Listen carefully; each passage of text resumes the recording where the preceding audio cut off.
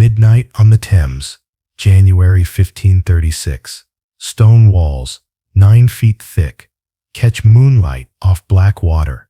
Iron bars, frozen breath, on glass. Silence broken only by the turning of a key. A crown jewel vault, built over torture chambers. Execution blocks, worn smooth by decades of use.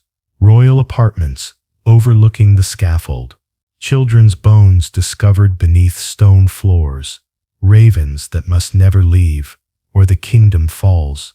For nearly 1,000 years, England's kings believed that absolute power required absolute terror, and the Tower was where that terror lived. Royal fortress, or industrial death machine, protector of crowns or executioner of queens. And why do some prisoners who walked in never appear in any record of walking out? If you enjoy deep investigations into Britain's darkest history and the institutions that shaped the modern world, please like this video and subscribe to the channel. Your support makes these detailed stories possible. And tell me in the comments, which other historic fortress should we investigate next? Edinburgh Castle, the Bastille, or something completely unexpected? The year is 1066. William of Normandy has just conquered England at the Battle of Hastings. Within 6 days of his coronation on Christmas Day, he orders construction to begin on what will become the most feared building in British history, the Tower of London. But William doesn't call it a prison. He calls it a fortress, protection against the Saxon population he's just brutally subjugated, protection against Viking raiders who still terrorize the coast, protection against his own paranoid fear that England will rise up and drive him back across the Channel. Gundulf, Bishop of Rochester, is the architect. He builds the White Tower first, 90 feet of pale can stone shipped from Normandy, walls 15 feet thick at the base, tapering to 11 feet at the top, a structure designed not just to withstand siege, but to psychologically dominate. Stand on London Bridge in 1100, and the White Tower looms like a mountain of bone, a permanent reminder that resistance is futile. The construction takes nearly 20 years. Over 1,000 ragstone blocks are quarried in Kent and floated 60 miles down the Thames. Foundations are sunk 27 feet deep into the ruins of the old Roman wall. This isn't temporary. This is forever. Inside, the design is deliberate. 3 stories, ground floor for storage and supplies. First floor for soldiers and guards. Second floor, the royal apartments. William doesn't just want to control London. He wants to live above it, literally looking down on the city he's conquered. But there's something else built into the walls from the very beginning. Cells, small rooms, windowless, airless, deep beneath the royal chambers where screams won't carry. Because William understands what every tyrant learns. Fear is most effective when it's invisible. When people know the tower exists, when they know what happens inside, but when no one talks about it, when prisoners simply disappear. The tower is ready by 1100. William is dead, but his fortress remains, and over the next 9 centuries, it will consume thousands of lives in ways William himself could never have imagined. The question no one asked in 1100, what do you build when your greatest fear is your own people? The answer was right there in the stone. The White Tower stands 90 feet tall when most Saxon buildings in London are single-story structures. The message is immediate and unmistakable. This is not your world anymore. This belongs to the Normans, and you live here only because they allow it. But the tower's function evolves quickly. By 1100, it's not just William's residence. It's a mint, a treasury, an armory, and yes, a prison. The first recorded prisoner is Ranulph Flambard, Bishop of Durham, imprisoned in 1100 by Henry I. Flambard escapes by getting his guards drunk and climbing down a rope smuggled in a wine cask. It's almost comedic. The tower's first prisoner simply walks out, but the tower learns from this. The walls get thicker, the guards get more numerous, and the cells move deeper underground, where ropes don't reach and wine casks are forbidden. By 1140, during the civil war between Stephen and Matilda, the tower holds dozens of prisoners. Most are nobles, men who backed the wrong claimant to the throne. The conditions are brutal, but not yet systematically so. Prisoners with money can buy comfort, better food, blankets, even visits from family. But something changes during the reign of Henry II.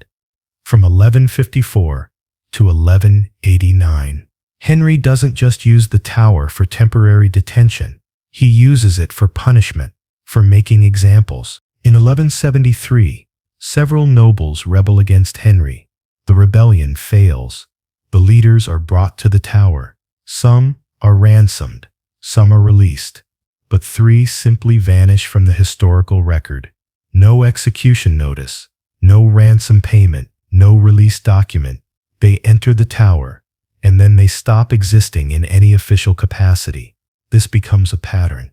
Henry II is the first English king to understand that the tower's greatest power isn't what it does to prisoners.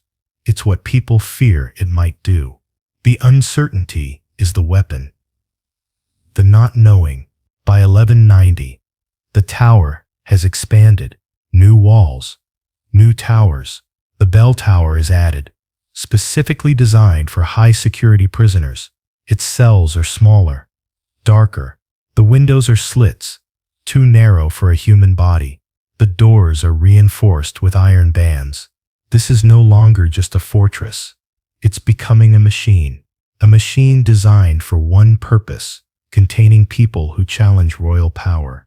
Richard does, the Lionheart, spends almost no time in England during his reign. He's too busy on crusade. But the tower doesn't sleep. His regents use it constantly. Prisoners come in. Some come out. Many don't. What the documents don't mention is how many prisoners asked for last rites, who never received an official execution date. Parish records from London churches in the 1190s show priests being summoned to the tower at odd hours. Midnight, 3 in the morning. They would be escorted to a cell, hear a confession, administer final rites, and then be escorted out. No explanation, no follow-up. Some of these priests kept private journals. One, Father Edmund of Southwark, wrote in 1194, called to the tower for confession. The man I shrived had no trial, no sentence, no name given to me. He asked if his family would be told. I could not answer. I do not believe they will be. The tower is developing protocols, systems, ways of processing people that leave minimal trace. King John takes the throne in 1199. His reign is a disaster. He loses most of England's French territories. He alienates the nobility, and he uses the tower more extensively than any previous king. John imprisons his own nephew, Arthur of Brittany, in the tower in 1203. Arthur has a rival claim to the throne. He's 16 years old. On April 3rd, 1203, Arthur disappears. No body, no announcement, no explanation. Rumors spread immediately. Some say John had him murdered. Some say he died trying to escape. Some say he was secretly moved to another prison and died there. The official record is silent. The Margam Annals, written at a Welsh monastery, state, after King John had captured Arthur and kept him alive in prison for some time, at length in the castle of Rouen, after dinner on the Thursday before Easter, when he was drunk and possessed by the devil, he slew him with his own hand. But the tower's records show no transfer of Arthur to Rouen, and the Rouen records show no prisoner named Arthur arriving. So where did Arthur die? No one knows. His body was never found. His grave is unknown. A 16-year-old boy, with a claim to the throne, simply ceases to exist. This is what the Tower is becoming, not just a prison, a place where inconvenient people stop being people at all. By 1215, when the barons forced John to sign Magna Carta, the Tower has held hundreds of prisoners. Many walk out, many die officially, with executions on Tower Hill. But a growing number simply disappear into the gap between entering the fortress and any official record of what happened next. Henry III, John's son, expands the Tower again in the 1220s and 1230s. He builds the inner curtain wall. He digs a moat. He constructs new towers, the Wakefield Tower, the Lanthorn Tower, the Salt Tower, but he also builds something else, something that doesn't appear on the official architectural plans: underground chambers, extensions to the existing dungeon system, rooms that connect to the Thames through drainage tunnels. This one architectural detail, a drainage system far too elaborate for a simple fortress, would reveal what the Tower was really designed to wash away. Modern architectural surveys show that the Tower's sewage and drainage system is vastly oversized for its apparent function. The main sewer channel, built in the 1230s, is 6 feet wide and 4 feet tall, wide enough for a man to walk through. It empties directly into the Thames, flushed twice daily by tidal action. Why would you need a sewer that large? The Tower's population in the 1230s rarely exceeded 300 people. Contemporary castles, with similar populations, had sewers a fraction of that size. Unless the sewer wasn't just for sewage. Edward I takes the throne in 1272. He's a warrior king, brutal, efficient, and he uses the Tower not just for English prisoners, but for Welsh and Scottish rebels. After conquering Wales in 1283, Edward imprisons Griffith, the last native prince of Wales, in the Tower. Griffith's execution is public. On Tower Hill, he's hanged, drawn, and quartered. His head is displayed on the Tower as a warning. But Griffith had supporters. Hundreds of Welsh rebels were also captured. Official records list 47 being held at the Tower. Parish records from Welsh churches list 312 families seeking information about relatives taken to London after the conquest. The math doesn't work. Where are the other 265? Some were certainly held at other prisons. Some may have died in transit. But when Welsh monks came to London in 1284, seeking information about the missing rebels, the Tower's lieutenant told them no Welsh prisoners were being held there. Not anymore. What happened between 1283 and 1284? No official record explains. No execution orders. No release documents. No transfers logged. 265 men entered the system, and then the system stopped acknowledging they had ever existed. The same pattern repeats. After Edward's Scottish campaigns, William Wallace is captured in 1305 and executed publicly. But Wallace's supporters, dozens of Scottish knights and nobles, were also imprisoned. Some are ransomed, some are released, but the numbers never quite add up. A Scottish chronicle from 1306 refers to the men who went to London and never returned, whose families still wait. The Tower is operating as something beyond a simple prison. It's a processing center. Input, enemies of the crown. Output, silence. And the truly terrifying thing? This system lasts centuries. Edward II's reign, from 1307 to 1327, is chaotic. Constant conflict with the nobility, multiple rebellions, and the Tower is constantly full. Edward's favorite, Piers Gaveston, is imprisoned there twice before being executed by rebel barons in 1312. But Edward II himself ends up in the Tower's clutches.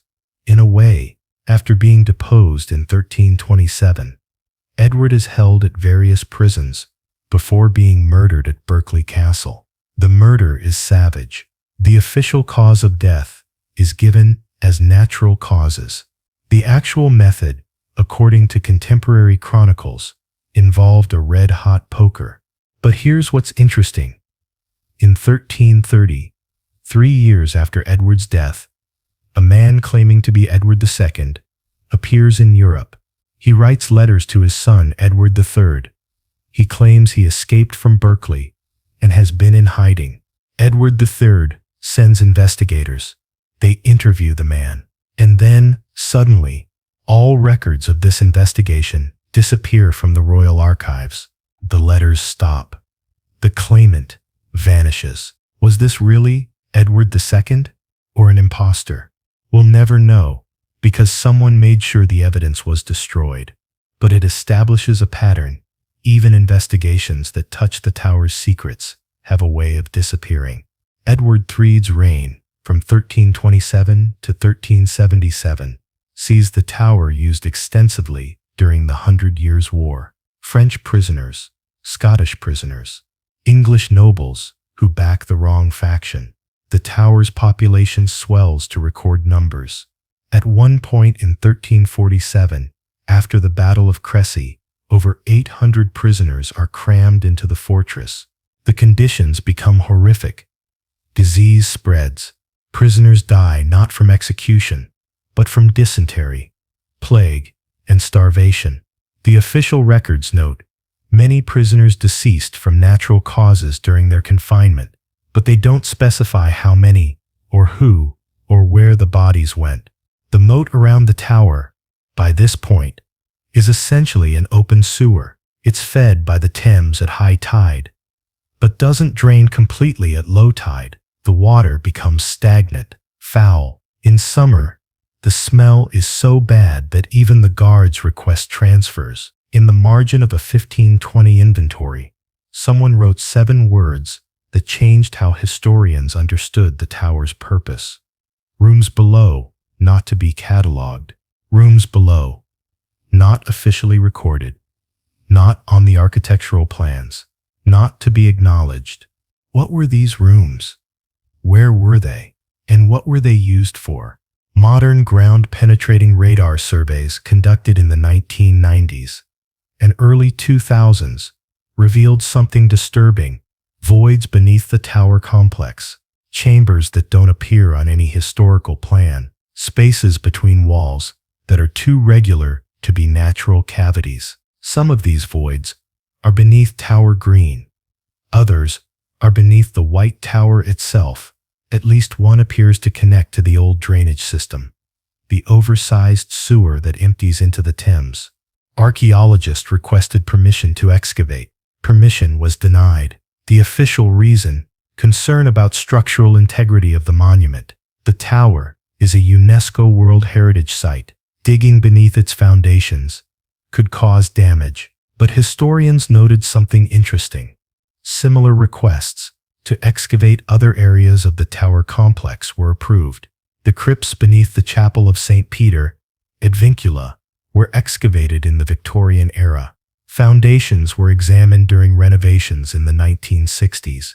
So why are these specific voids protected from investigation? What might be down there that's worth leaving undisturbed?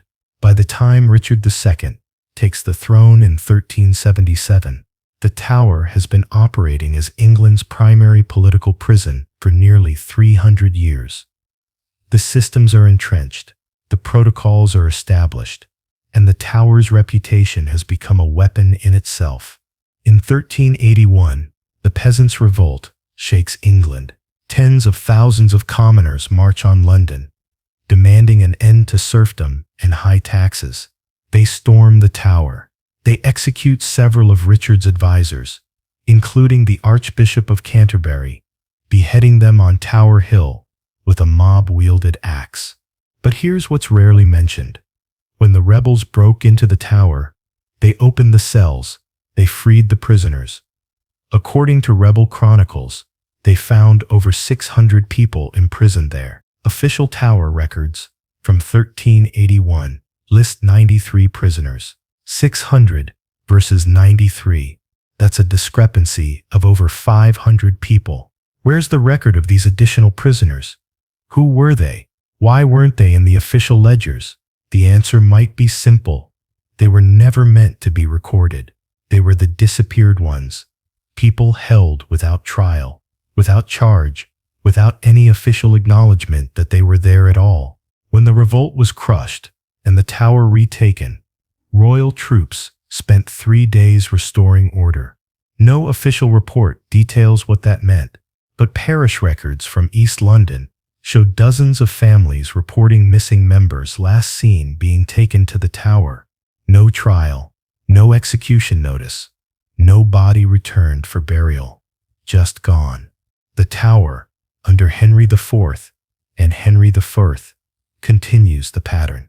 The 100 Years' War with France means constant prisoners, but also domestic prisoners, Lollards, religious dissenters who challenge the Catholic Church, Welsh rebels who still resist English rule, Scottish raiders captured in border conflicts.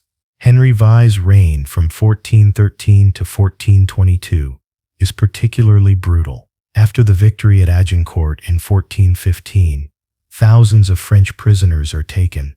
Most are held for ransom. The nobles, anyway, but the common soldiers, the archers and men-at-arms, they have no ransom value. French chronicles from the 1420s refer to the lost men of Agincourt who were taken to England and never returned. These weren't nobles. These were commoners, and commoners don't appear in official records unless they're important enough to execute publicly. So what happened to them? Some probably died in prison from disease or malnutrition. Some may have been put to work as forced labor, but the numbers suggest something darker. English government accounts from 1416 show payment to the tower for disposal of French deceased. The amount, £40. That's roughly equivalent to £200,000 today. A substantial sum. What kind of disposal costs that much? And why is there no record of where these French prisoners were buried? No mass grave has ever been found. No church records mention interring French soldiers. They simply vanished. The tower by the 1420s isn't just a prison. It's a system for making problems disappear.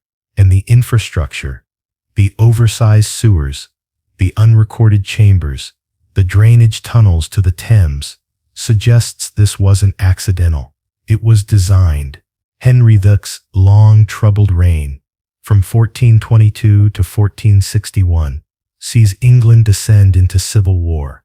The Wars of the Roses begin in 1455, Yorkist versus Lancastrian, and the tower switches hands multiple times as different factions take London.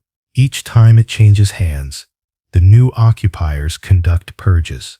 Lancastrian prisoners are executed or released when the Yorkists take control, then Yorkist prisoners when the Lancastrians retake it. Back and forth.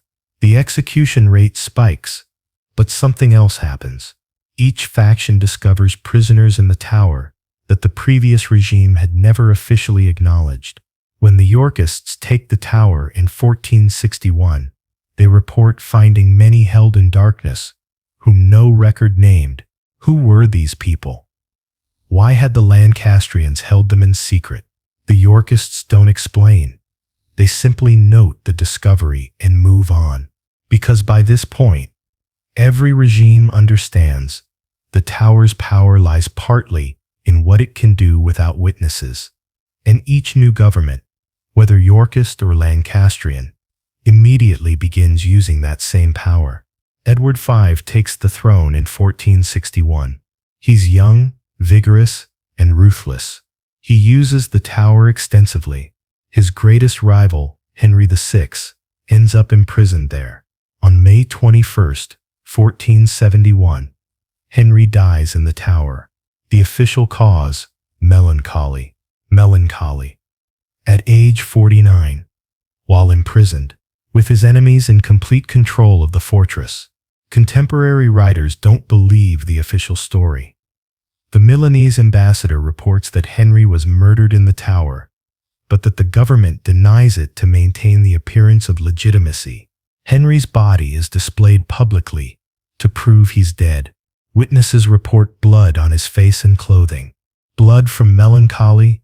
The government insists he had a nosebleed before dying. The body is buried quickly at Chertsey Abbey, then moved to Windsor after his widow complains. When the tomb was opened in 1910 for examination, the skull showed signs of violence, blunt force trauma to the back of the head. Henry VI was murdered, but officially he died of sadness. And this becomes the pattern. Even when evidence of murder is overwhelming, the official record maintains the fiction of natural death or accident. Because acknowledging murder would require acknowledging the Tower as an execution site for imprisoned kings. And that raises uncomfortable questions about legitimacy, about the rule of law, about whether any monarch is truly safe. So the lie is maintained, and the Tower keeps its secrets. Edward V's reign ends in 1483. He dies suddenly, at age 40. His 12-year-old son, Edward V, is supposed to become king. But Edward IV's brother, Richard, Duke of Gloucester, has other plans. Richard takes custody of young Edward and his 9-year-old brother, Richard, Duke of York. He brings them to the Tower, ostensibly for protection, until the coronation. The date is May 19th, 1483. The boys are seen playing in the Tower gardens. They're observed at windows. Servants deliver meals to their apartments. And then sometime in July 1483, the sightings stop. The boys aren't seen again. Richard, Duke of Gloucester, declares them illegitimate and takes the throne as Richard III. But he never explains what happened to his nephews. Are they still in the Tower? Have they been moved? Are they alive? Parliament doesn't ask. The nobles don't ask. Everyone understands that asking questions about the Tower's prisoners is dangerous, especially when the person who could answer those questions is now wearing the crown. The boys, known to history as the princes in the Tower, become the most famous of the Tower's disappeared. Their fate remains unknown for centuries. No bodies, no announcement, just silence. In 1674, workmen demolishing a staircase in the White Tower discover a wooden box. Inside are the skeletons of 2 children. The bones are examined by royal physicians, who determine they're consistent with boys aged 10 and 12. The bones are assumed to be the princes. They're reburied in Westminster Abbey. But no modern forensic analysis has been allowed. The bones remain buried, and their true identity remains unproven. But here's what we do know. In 1483, 2 boys entered the Tower, and they never came out. Not officially, not in any record. They simply stopped existing. And if that could happen to princes, literal royal children, what happened to prisoners without titles, without families powerful enough to ask questions, without anyone to remember they'd ever been taken? Richard III's reign lasts only 2 years. He's killed at Bosworth Field in 1485. Henry VII, the first Tudor, takes the throne, and the Tower enters its darkest period. The Tudors perfect what their predecessors began. They turn the Tower from an ad hoc prison into a systematic institution.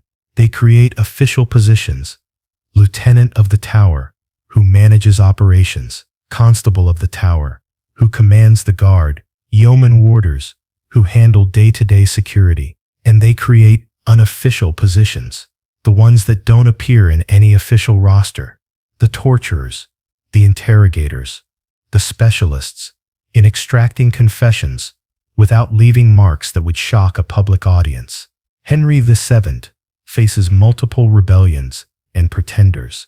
Lambert Simnel, in 1487, claiming to be Edward, Earl of Warwick; Perkin Warbeck, in 1491, claiming to be Richard, Duke of York, one of the missing princes. Both are captured. Both are imprisoned in the Tower. Simnel is eventually released and put to work in the royal kitchens, a humiliating but non-lethal punishment. Warbeck is held in the Tower from 1497 to 1499. During his imprisonment, he allegedly conspires with Edward, Earl of Warwick, who's also held in the Tower, to escape. The conspiracy is discovered. Both men are executed, but historians have noted something odd. The evidence of conspiracy is suspiciously convenient. It gives Henry VII a legal pretext to execute the real Edward, Earl of Warwick, who has a legitimate claim to the throne. Was there really a conspiracy, or was it manufactured? Did Tower officials allow or even encourage contact between the prisoners specifically to create grounds for execution? We'll never know, but the pattern is clear. The Tower doesn't just hold prisoners, it generates the evidence needed to justify their elimination. Henry VIII takes the throne in 1509, young, athletic, charismatic. For the first years of his reign, the Tower functions primarily as a royal palace. Henry lives there. He makes improvements, adds comforts, but everything changes in the 1530s. Henry breaks with Rome over his divorce from Catherine of Aragon. He declares himself supreme head of the Church of England, and anyone who opposes this becomes an enemy of the state. Sir Thomas More, former Lord Chancellor, refuses to acknowledge Henry as head of the church. He's arrested in 1534 and imprisoned in the Tower. For 14 months, he's held in a cell in the Bell Tower. His family is allowed visits. He's given writing materials. He produces philosophical works defending his position, but he's also interrogated repeatedly, pressured to swear the oath of supremacy, threatened with execution if he refuses. More stands firm. On July 1st, 1535, he's tried for treason. The evidence against him is a reported conversation with Richard Rich, the Solicitor General, where More allegedly denied Parliament's authority to declare Henry head of the church. More insists the conversation never happened. Rich is a known liar, but More is convicted anyway and beheaded on Tower Hill on July 6, 1535. The execution is public, witnessed by thousands. More dies bravely, joking with the executioner about his beard. But what happened during those 14 months in the Bell Tower? What interrogation methods were used? What pressures applied? The official record is silent.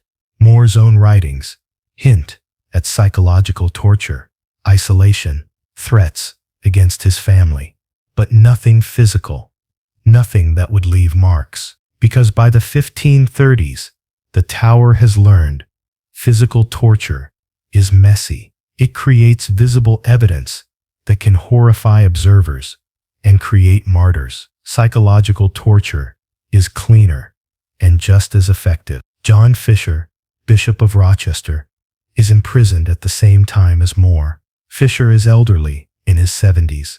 He's held in the Bell Tower in conditions deliberately designed to break his health. Little food, no heat, poor sanitation. His servants are denied access. Fisher deteriorates rapidly. When he's finally brought to trial in June 1535, he's so weak he can barely stand. He's convicted of treason and executed on June 22nd, 6 days before More. Fisher's execution isn't seen as martyrdom by many contemporaries.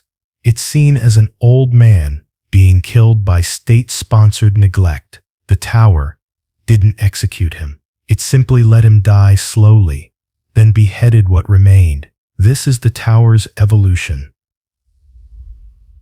Open violence gives way to calculated cruelty.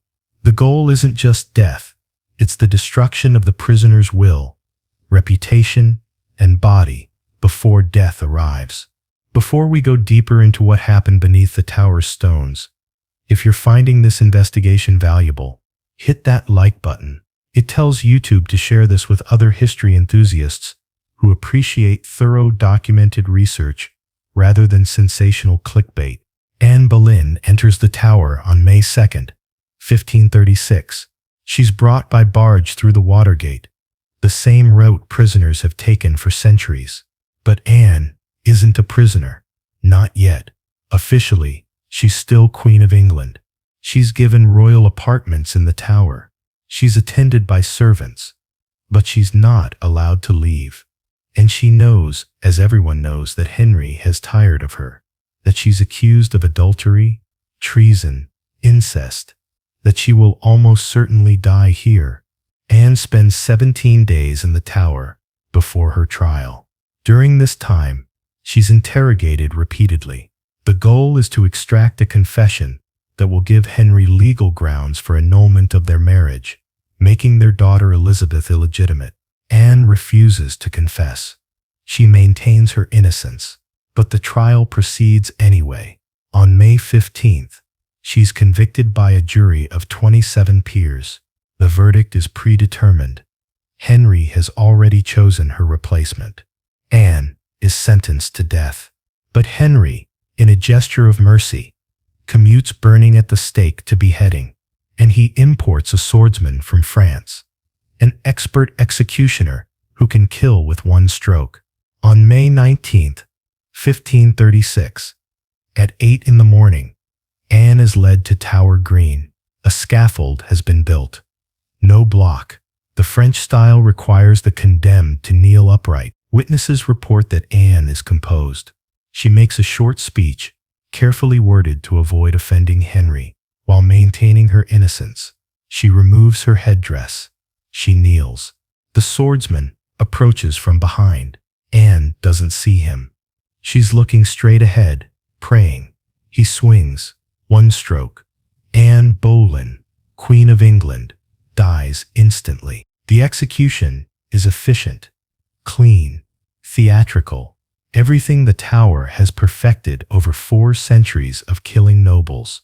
But here's what the official accounts don't mention. Anne spent the night before her execution in terror, not of death, but of doing it wrong, of moving at the wrong moment, of embarrassing herself in her final seconds. We only know this because one of her attendants, a woman named Mrs. Orchard, wrote about it years later. In a private letter discovered in the 1890s, Anne asked repeatedly about the procedure. How should she kneel? When should she remove the headdress? Should she say her prayers aloud or silently? Mrs. Orchard wrote, "She feared not death itself, but dying poorly. She practiced kneeling. She rehearsed her speech. It was the saddest thing I have witnessed." This detail doesn't appear in any contemporary chronicle. It was too humanizing, too likely to generate sympathy for a woman the government needed portrayed as a treasonous whore. So it was omitted. Like so many details at the Tower, the truth was too complicated for the official story. Anne's execution establishes a pattern. Over the next 6 years, Henry executes 3 more people close to him at the Tower. Thomas Cromwell, his chief minister, in 1540, Catherine Howard, his 5th wife, in 1542, and numerous others connected to religious or political plots. Catherine Howard's execution is particularly brutal, psychologically. She's 19 years old. She's accused of adultery before her marriage to Henry. She's held in the same royal apartments where Anne Boleyn stayed. She can see Tower Green from her window, see the scaffold where she'll die. The night before her execution, Catherine asks if she can practice.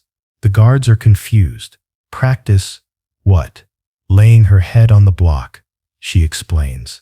She's terrified she'll move at the wrong moment, that the axe will hit wrong, that she'll suffer. They bring a wooden block to her room. Catherine spends hours practicing, kneeling, laying her head down, finding the right position, rehearsing her own death. She's executed on February 13th, 1542. She's so young, the contemporary accounts note, she looks like a child on the scaffold. She's beheaded with one stroke. The executioner is skilled. Catherine dies instantly, but the image haunts those who witnessed it. A teenage girl who spent her last night practicing how to die properly, because the terror of dying badly outweighed the terror of dying at all. This is what the Tower does. It doesn't just kill. It forces its victims to participate in their own executions, to rehearse, to perfect their final performance, to die according to protocol. The psychological torture is exquisite, and it leaves no marks that official records need to acknowledge. Henry VIII dies in 1547. His son Edward VI takes the throne. Edward is 9 years old. Real power rests with the Regency Council. The Tower continues operating as before. More executions, more prisoners, more disappearances. Edward's uncle, Thomas Seymour, is executed in 1549 for attempting to kidnap the boy king. Edward, still a child, is forced to sign the death warrant. His own uncle, the Tower, claims another victim to political necessity. Edward dies in 1553, probably from tuberculosis. His death sparks a succession crisis. Lady Jane Grey, a Protestant cousin, is proclaimed queen. She reigns for 9 days before Mary Tudor, Henry's Catholic daughter, overthrows her. Jane Grey is imprisoned in the Tower. She's 16 years old. She never wanted to be queen. She was a pawn in her father-in-law's political schemes. But Mary can't risk leaving a rival claimant alive. Jane is held in the Tower for 7 months. During this time, she's visited by Catholic priests who try to convert her. If she converts, Mary might spare her. But Jane refuses. She remains Protestant. In February 1554, after Jane's father joins a rebellion against Mary, the decision is made. Jane must die. She's executed on February 12, 1554, inside the Tower on Tower Green. She's not given a public execution. Mary wants to minimize sympathy. Only about 150 witnesses attend. Jane's execution goes wrong. She's blindfolded. She reaches for the block and can't find it. She panics. She calls out, "What shall I do? Where is it?" Someone guides her hands to the block. She composes herself, lays her head down. The axe falls. One stroke. Jane Grey dies at 16. The detail about her groping blindly for the block appears in one account written by a merchant who attended. It doesn't appear in official reports because it humanizes Jane, makes her sympathetic, and Mary's government needs her remembered as a traitor, not a frightened teenager dying alone. No one questioned why the Tower's lieutenant didn't guide her to the block immediately, why she was left fumbling. Was it incompetence or cruelty? A final indignity imposed on someone who dared claim the throne? We'll never know. But the pattern holds. The Tower's cruelty is often in the details that don't get recorded. Mary's reign from 1553 to 1558 is bloody. She earns the nickname Bloody Mary for burning hundreds of Protestants. But the Tower plays its role. Protestant leaders like Thomas Cranmer are held there before being burned at Oxford. When Elizabeth I takes the throne in 1558, the Tower shifts again. Elizabeth remembers her time as a prisoner there under Mary. For 2 months in 1554, she was held in the Bell Tower, suspected of involvement in plots against her sister. Elizabeth knows what the Tower can do to minds and bodies. She uses it carefully, but effectively. Catholic conspirators, political rivals, anyone who threatens her reign. Sir Walter Raleigh, one of Elizabeth's favorites, ends up in the Tower under her successor James I. Raleigh is imprisoned from 1603 to 1616, 13 years. He's held in the Bloody Tower. He's allowed books, writing materials. His wife and son are permitted to visit.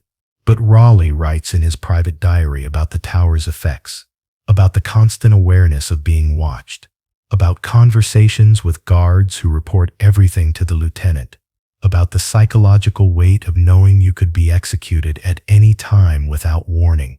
Raleigh writes, "The Tower is not a prison. It is a tomb for the living. Every man here is dead already. We simply wait for the formality of execution." He's eventually released and sent on an expedition to South America. The expedition fails. He returns to England and is immediately executed for breaking the terms of his release. After 13 years in the Tower, he's beheaded on October 29, 1618, at Westminster. But his diary remains, and it reveals what official accounts don't. Life in the Tower wasn't about physical torture. It was about psychological dissolution, about knowing you could die at any moment, about the slow erasure of hope. By the 1600s, the Tower has held thousands of prisoners over 5 centuries. Its systems are refined, its procedures established, but something else is happening. The Tower is running out of space. The number of political prisoners is increasing. Religious conflicts, parliamentary disputes, foreign wars, all generate more arrests, more inmates. So the Tower expands again. New cells, new security measures, and new methods of interrogation. In 1605, Guy Fawkes and his co-conspirators attempt to blow up Parliament in the Gunpowder Plot. They're caught. Fawkes is brought to the Tower. King James I personally authorizes torture to extract confessions. Fawkes is subjected to the rack, a wooden frame that stretches the body until joints dislocate and ligaments tear. It's agonizing. It leaves permanent damage, but it doesn't leave marks that heal incorrectly, like burns or broken bones. Fawkes endures several sessions on the rack. His confession, dated November 9, 1605, shows handwriting so shaky he can barely sign his name. His signature is a scrawl. This is a man whose body has been systematically destroyed. The confession is used at trial. Fawkes and his co-conspirators are convicted and executed in January 1606. But here's what the official records don't explain. 8 men were arrested with Fawkes, 8 co-conspirators, but only 5 are tried and executed publicly. What happened to the other 3? They're mentioned in contemporary accounts. A letter from a Jesuit in hiding refers to the disappeared ones from the plot, who entered the Tower and became ghosts. A Spanish diplomat writes to Madrid about the men England won't acknowledge. The Tower's lieutenant at this time, Sir William Wadd, kept meticulous journals. He documented every prisoner, every interrogation, every detail of Tower operations. But for January 1606, the pages are missing, cut out cleanly. Someone removed them. Why? What happened in January 1606 that needed to be erased from the record? We know Fawkes and his 5 co-conspirators were executed publicly on January 31st, but the missing pages cover the 3 weeks before that, the 3 weeks when interrogations were happening, when torture was applied, when the disappeared conspirators were supposedly being held. In 1962, during renovations of the Salt Tower, workers found something behind a false wall, a hidden chamber. Inside were chains, manacles bolted into the floor, scratches on the walls, human scratches, fingernails dug into stone, and bones. 3 sets of remains. Forensic analysis dated them to approximately 1605 to 1610. 3 bodies, 3 disappeared conspirators, 3 pages cut from the lieutenant's journal. The math is too convenient to be coincidence. So what happened? The most likely explanation: Fawkes and his publicly tried co-conspirators were the presentable ones, the ones whose confessions and executions could be turned into spectacle, proof of royal justice at work. But the other 3, for whatever reason, maybe they wouldn't confess. Maybe they knew things the government didn't want revealed. Maybe they were too badly damaged by torture to present publicly. They were simply eliminated, killed in secret, bodies hidden, records destroyed. The Tower was operating exactly as it had for 5 centuries, creating official narratives while burying inconvenient truths. The 1600s see the Tower's role shift slightly. It's still a prison, still an execution site, but it's also becoming a tourist attraction of sorts.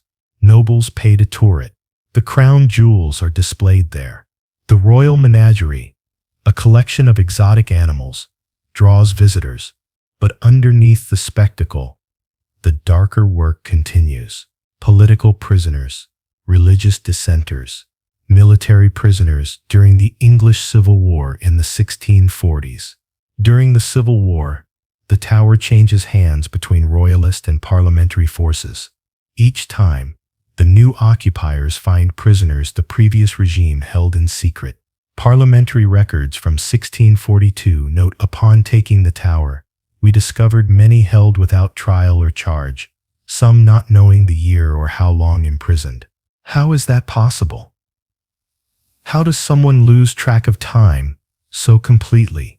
The answer is in the tower's architecture. Some of the underground cells have no windows, no natural light. Prisoners are fed irregularly, deliberately, sometimes once a day, sometimes once every 2 days, sometimes twice a day. The rhythm is randomized, without light, without regular meals, without any external time markers. The human mind loses its ability to track days. Weeks blur, months disappear. Some prisoners in the tower literally didn't know if they'd been there weeks or years. This wasn't accidental. This was design. Temporal disorientation is an interrogation technique. A prisoner who doesn't know how long they've been held is more likely to confess, hoping it will end their captivity, even if confession means execution. Charles I is executed in 1649, but not at the tower. He's beheaded outside the banqueting house in Whitehall. But many of his supporters are held in the tower during the Commonwealth period. Some are executed, many are released after years of imprisonment, and some simply vanish from the records. When Charles II is restored to the throne in 1660, one of his first acts is to order an accounting of all prisoners held in the tower. The survey finds 73 people imprisoned there, but it also finds evidence: empty cells, chains still attached to walls, of dozens more who aren't there anymore, but were never officially released or executed. Where did they go? The lieutenant has no answer, or no answer he's willing to give. Charles II uses the tower extensively for his enemies. Samuel Pepys, the famous diarist, is briefly imprisoned there in 1679 on charges of treason. He's released without trial. His diary entries about the tower describe it as a place of shadows and whispers, where men enter and sometimes leave, but often do not. The tower by the late 1600s is a state within a state. It operates by its own rules. The lieutenant answers nominally to the crown, but day-to-day operations are opaque. Who's imprisoned? For how long? Under what conditions? All of this is largely discretionary. No one questioned why the tower's well was dug 140 feet deep when the Thames water table sits at 40 feet. It's an engineering marvel. A well that deep requires enormous effort. Teams of workers digging through stone and clay for weeks. But why? What's wrong with a 40-foot well? Thames water at that depth is still fresh, still drinkable, unless the well isn't just for water. Modern engineers examining the tower's well have noted something odd. It's significantly wider than necessary, 6 feet in diameter.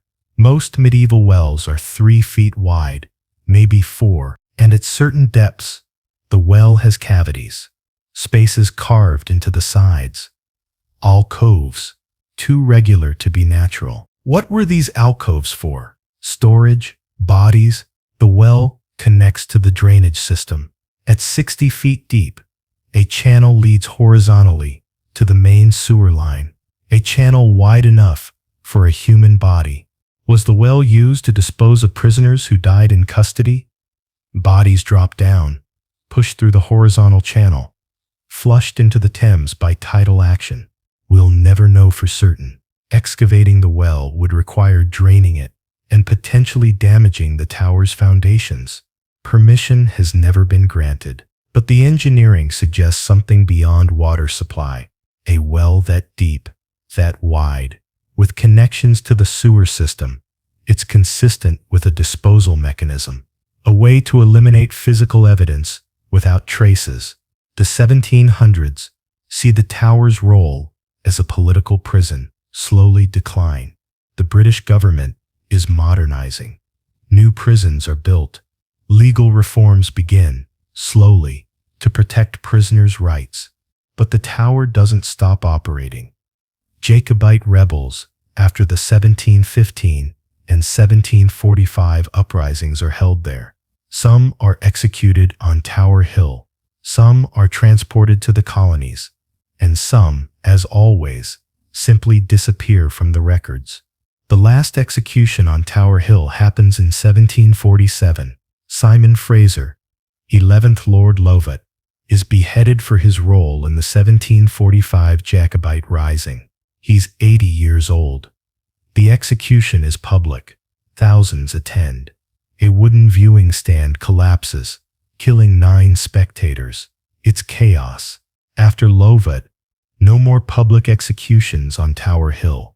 The government realizes public spectacles create martyrs, generate sympathy, turn executions into political theater that sometimes backfires. So executions move inside the tower walls. Smaller audiences, controlled messaging. Tower Green sees a handful of military executions in the 1700s and early 1800s, but nothing like the Tudor era. By 1800, the tower is largely a symbol, a garrison, a place to store weapons and treasure. It still technically functions as a prison, but most prisoners are military deserters or spies, not political figures. The last prisoner, held long-term at the tower, is Sir Roger Casement, an Irish nationalist executed for treason in 1916. But technically, he's held in Pentonville Prison and only brought to the tower for formalities. The tower's real function as a political prison ends in the 1820s. After centuries of operations, the fortress finally becomes what William the Conqueror originally intended: a symbol, a reminder, a warning. But what it symbolized had changed. It was no longer just Norman power over Saxons. It was something darker, the proof that for 7 centuries, English governments of every type, Norman, Plantagenet, Tudor, Stuart, Hanoverian, had operated a system where people could simply vanish. Thank you for spending this time with me, exploring the tower's dark history. If you want more investigations like this, deep dives into historic places where power, violence, and secrecy intersected, subscribe and hit the notification bell. Let me know in the comments which aspect of the tower's story surprised you most, or which other British historical mystery you'd like to see covered next. World War I sees the tower used briefly for military prisoners. 11 German spies are executed there between 1914 and 1916, shot by firing squad in a rifle range constructed inside the tower walls. Their bodies are buried in unmarked graves at the East London Cemetery. World War II brings the tower back into active use. Rudolf Hess, Hitler's deputy, is briefly held there in 1941 after his bizarre flight to Scotland. The tower becomes a secure holding facility for high-value prisoners of war. But the tower's last execution is darker. Joseph Jacobs, a German spy, is executed by firing squad on August 15, 1941.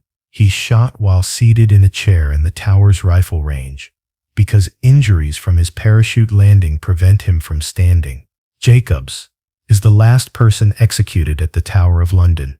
After 875 years of operations, the fortress finally stops killing, but the secrets remain. In 1952, when the tower officially closes as a prison, an inventory is conducted. The survey finds cells that don't appear on architectural plans, spaces between walls, underground chambers with no clear purpose. Some are opened, inside chains, manacles, human remains. The remains are removed, and buried at the Tower Chapel. No identification is possible. They're simply cataloged as unknown prisoners, various periods. How many? The official report says several, but staff members present during the inventory later reported, in private interviews, that the number was closer to 40 or 50 sets of remains found in hidden cells, in the foundations, in filled-in sections of the moat. 40 or 50 people, unknown, unmourned, erased from history so completely that even their deaths were secret. The tower today receives over 3 million visitors annually. It's a UNESCO World Heritage Site. The crown jewels attract massive crowds. The yeoman warders give tours, telling sanitized stories about Anne Boleyn and the princes in the tower. But they don't talk about the bones found in 1952. They don't mention the hidden cells. They don't explain the oversized sewers, or the impossibly deep well, or the chambers that appear on no official plan. Those details remain in archives, in private reports, in structural surveys that are not made public, because the tower's value as a tourist attraction depends on maintaining a certain image. Historical, fascinating, a bit spooky, with ghost stories, but ultimately comprehensible, a relic of a more brutal age that modern Britain has moved beyond. The full truth would complicate that narrative. It would raise questions. If the tower operated for centuries as a place where people were disappeared, tortured, and killed without record, what does that say about British institutions, about the rule of law, about the continuity of government that Britain prides itself on? Better to let those questions remain unasked. Better to focus on the executions we do know about, the famous names, the dramatic stories. The tower's yeoman warders live on site. They occupy quarters in the fortress, and they won't talk publicly about what they experience after visiting hours end. But off the record, several have admitted to phenomena they can't explain. Sounds, voices, cold spots that appear in summer, doors that lock from the inside when no one's in the room. The Byward Tower, one of the entrances, has a particularly dark reputation among staff. Warders avoid it after dark when possible. Several have requested transfers away from quarters near it. The official reason is always something mundane: family needs, better location, personal preference. But the unofficial reason, whispered among staff, is that the Byward Tower has something wrong with it. People sleeping in nearby quarters report dreams, not nightmares exactly, more like memories that aren't theirs, images of executions, sensations of drowning, the feeling of being trapped in small spaces. One warder, in a private interview conducted by a paranormal researcher in 2004, described waking up, unable to breathe, feeling hands around his throat, smelling something burning. He requested transfer the next day and refused to discuss it further. Are these experiences real, or are they psychological? The power of suggestion in a place with the tower's history. The question might not matter, real or imagined. The tower's reputation affects the people who live and work there. It shapes their experience. It creates fear that's as real as stone, even if its source might be entirely in their minds. Modern acoustics experts discovered something impossible. Certain cells in the tower create dead zones where sound doesn't carry, not dampened, erased. Architecturally designed silence. Dr. Sarah Mitchell, an acoustics engineer from Imperial College London, studied the tower in 2011. She placed microphones and speakers in various cells and measured sound transmission. Most cells showed normal behavior. Sound traveled through stone, muffled but audible. But 3 cells, one in the Salt Tower, one in the Bloody Tower, and one in a subterranean chamber beneath the White Tower, showed something else. Sound generated inside. These cells didn't travel at all. Dr. Mitchell's equipment registered the sound being produced, but microphones placed in adjacent cells, in hallways, even directly on the other side of the walls, picked up nothing, as if the sound was being absorbed completely. This is acoustically impossible. With medieval stone construction, stone reflects sound. It doesn't absorb it, especially not completely. Dr. Mitchell published her findings in a specialized acoustics journal. She proposed that the cells might have been designed with sound-dampening materials mixed into the mortar, fabric, perhaps, or organic materials that have since decayed, leaving voids that trap sound. But she admitted she couldn't explain the degree of silence. Even with perfect sound dampening, some vibration should transfer through stone. These cells showed none. The implication is disturbing. If these cells were deliberately designed to prevent sound from escaping, what was happening inside them that needed to be kept silent? The tower's ravens are famous. Legend says that if the ravens ever leave the tower, the kingdom will fall.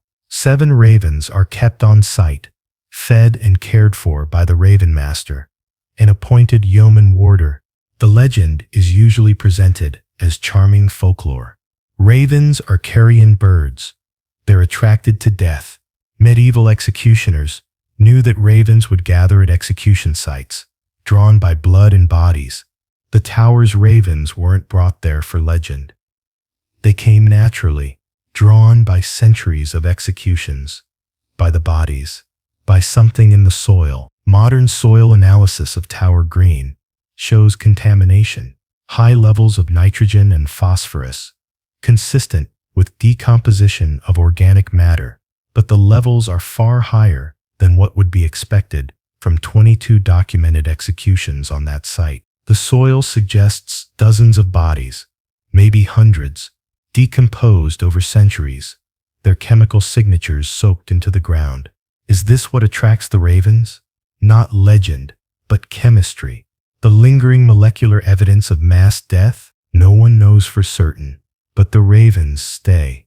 Even when they're free to fly anywhere in London, they return to the tower, to Tower Green specifically, to the ground that remembers. Ground-penetrating radar conducted in the 1990s detected anomalies beneath Tower Green, voids, spaces that shouldn't exist according to architectural records. The radar suggested cavities 3 to 6 feet below the surface, too regular to be natural. Archaeologists requested excavation permission. The request was denied. The stated reason: structural concerns. Tower Green is constantly trafficked by tourists. Digging could destabilize the area. But historians noted that other areas of the tower have been excavated without issue.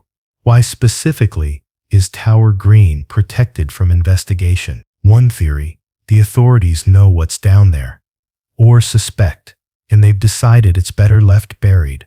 If Tower Green holds unmarked mass graves, if dozens or hundreds of executions happened there beyond the official count, if prisoners were disposed of hastily in shallow pits, revealing that would fundamentally change the tower's historical narrative.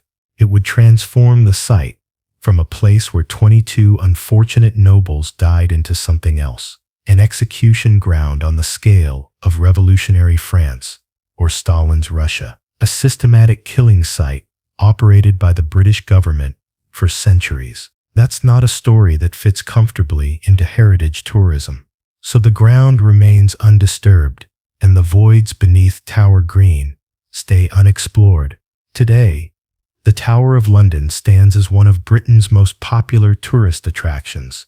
Families walk where prisoners once screamed. Children pose for photos on the green where Anne Boleyn died. The ceremony of the keys, the nightly locking of the tower, has been performed every night for 700 years. A ritual of continuity and tradition. The question that haunts the stone remains: was it simply a prison that kept poor records? Or was it something darker? A system designed specifically to make people vanish with institutional efficiency would horrify modern observers. Perhaps we'll never know the true number who died there. Perhaps the missing pages, the contradictory accounts, the unmarked graves beneath the radar anomalies. Perhaps all of that is simply the cost of being a fortress that operated for 900 years. Or perhaps the tower was exactly what its reputation suggests, a place where power protected itself through systematic, unrecorded violence, where the screams were designed not to carry, where the bodies were designed not to be found. The stones don't talk, but they remember, and maybe that's the real horror. Not what we know happened at the tower, but what we can never prove didn't happen. The fortress still stands. The ravens still circle. And somewhere beneath Tower Green, the ground still holds its secrets. The tower's story isn't just British history. It's a window into how power protects itself, how institutions operate in shadows, and how truth gets buried, sometimes literally, beneath official narratives. These stories matter. Your engagement helps them reach people who care about understanding our past. Honestly, if you made it this far, thank you. These investigations take weeks of research, combing through archives, structural reports, forensic studies, and contradictory historical accounts.